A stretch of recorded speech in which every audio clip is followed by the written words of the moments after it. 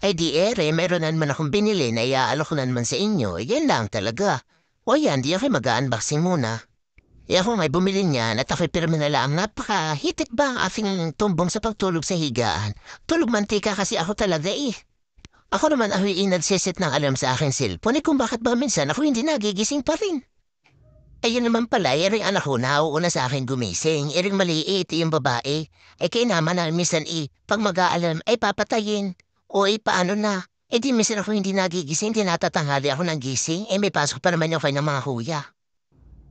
Siguro naman din ako'y magigising na at kalakas nga daw ni Rie. Nakita ko lang ako, sabi ko'y matesting nga Eric. At saka yung design niya maganda. Lakas ba makatrobak ng design? O lakas makababae? Di yan, kulay red ang pinili. O ayan dyan. Diyan niya iseset yung alarm kung anong oras yung gustong gumising o bala na kayo kung anong oras.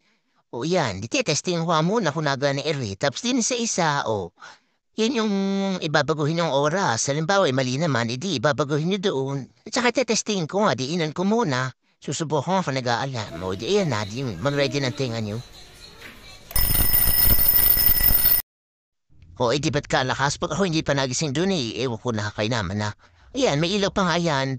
At para makita nyo kapag madilim, di ba? Nasa likod lang ang pindutan yan. Abang pinipindot, di may ilaw, yun.